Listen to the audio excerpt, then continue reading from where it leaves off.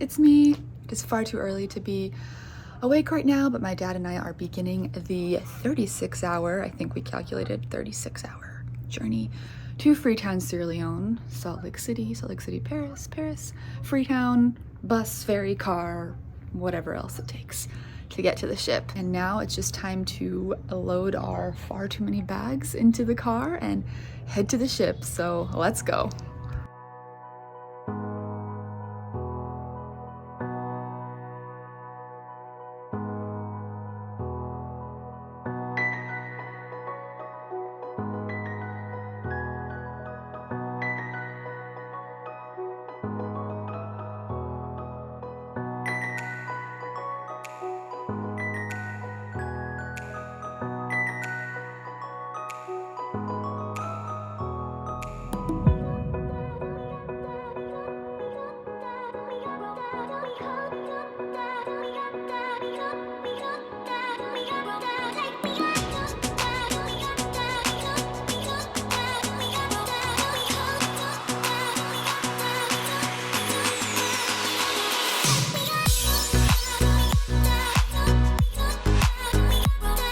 Alright, so we made it to the Global Mercy. My gosh, it has been a journey from hour one. We actually had quite an ordeal on the plane to Sierra Leone that kept us delayed for almost 2 hours. Turns out there was a deportation issue. A man was being deported from France and was struggling, was trying to get off the plane because he obviously didn't want to be deported. I actually have some footage.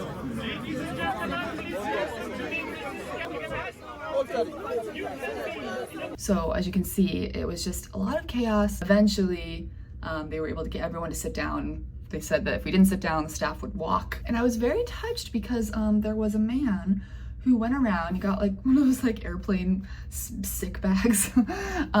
And he walked around, it was clean, just in case we were wondering.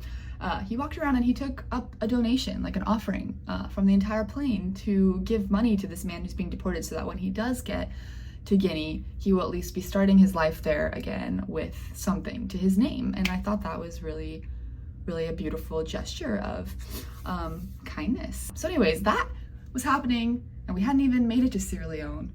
Making it to Sierra Leone, that's when the whole nother journey begins. And we had to get on a bus that took us to the ferry and load all your stuff on the ferry. So I have like all these 50-pound bags.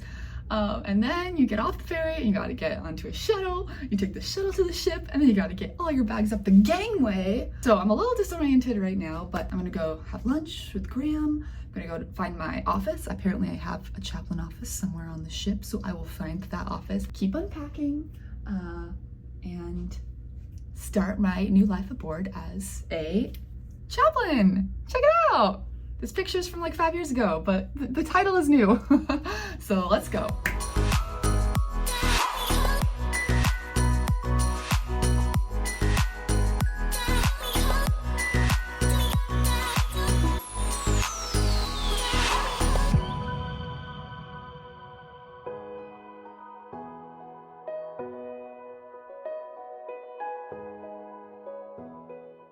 My name is Femke, I'm from the Netherlands and my job is hospitality. What I like most about hospitality is giving the tours, which I do now. Yes, thank you. You can see the whole ship and it's nice to show everyone all the nice places on the ship. Yeah. So yeah, it's very lovely. We're gonna go all the way down to deck 2. So. Great, well let's go, I'm excited.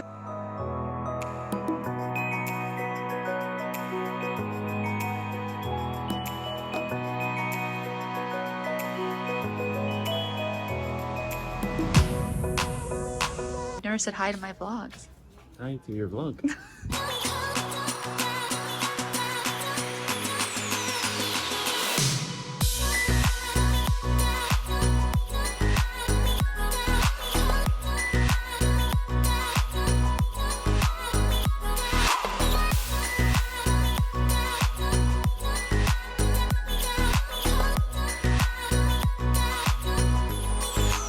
Okay guys, it's me here on my 3rd night on board the Global Mercy.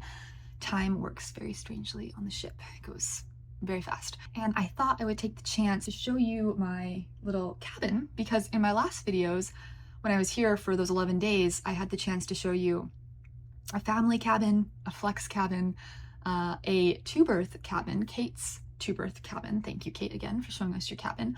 But her two-berth cabin had a window and had a different setup to my two-berth cabin, which is called an internal cabin, which means it doesn't have a window. My cabin mate, my new cabin mate, arrives tomorrow night, but until she arrives, this is kind of a good opportunity for me to show you the entire cabin. All right, so this is the entrance to my internal two-berth cabin. We have a nice little hallway here with our fridge and a little place where I think most people would probably put like a kettle or cups or various things to help make meals here. You each get 2 hooks, so I've obviously already filled mine. Definitely bring a raincoat to Sierra Leone because it is raining a lot. We got our bathroom over here. Yeah, all the bathrooms are pretty much the same no matter what cabin you're in. Because my cabin mate arrives tomorrow, I've made sure to only fill my side and leave her side empty and ready to go, so that's good. Got a lot of storage, so that's nice. Let me turn the lights on so you can see first an empty side. This is what it looks like when you arrive here. It's like, oh look, they already made her hospitality was here, so I can show you exactly what it looks like. You get a little water bottle, some cookies, and your towel, and a hand towel, and a washcloth. And your bedding is all sorted, but everything else is empty, ready for you to fill. So that's really nice. So you got your shelves, a little desk area. You have a closet that has some hangers in it, but I already ran out, so bring some hangers if you have a ton of clothes. Cubbies. So you can imagine what it will look like for you if you're arriving into a cabin like this. And then if you go over to this section, well, first let me stop. Here is a fun little curtain you get to divide your section from the outside hallway and your cabin mate's side. So that's really nice because you can really feel like you have your space. Especially if you're an introvert, don't you worry, you got this cool curtain. So my side is filled, so you can kind of get a little idea of what it looks like when it's filled. I just tried to bring a few little things to decorate with. These are actually all batiks. I made this batik in Cameroon, this batik in, I think, Guinea.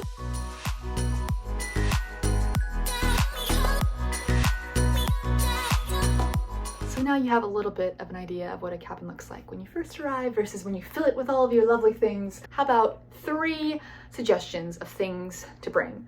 1, a laundry bag. I brought one that has handles, so I can bring it up to the laundry room. But then I can fold it down and it can stand up on its own here in the corner. That is very helpful because while the laundry room has baskets you can use, they're not supposed to stay in your cabin. They're for transportation, they're for using when you're in the laundry room or bringing your laundry from there to your cabin. But in the meantime, where are you putting your dirty clothes throughout the week as they gather? Like on the floor?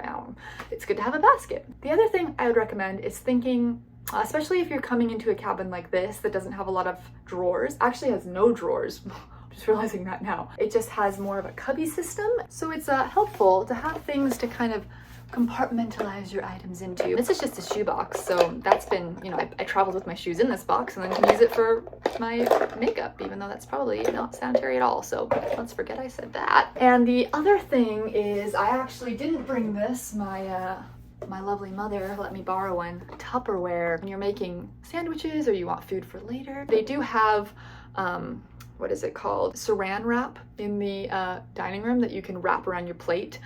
But sometimes it's just nice to have an actual Tupperware so that you're not like hoarding plates in your cabin and then having to wrap it every time and then throw it away. It's all better for the environment. So yeah, having a Tupperware you can reuse over and over. Final thing I was going to show you is this under the bed storage.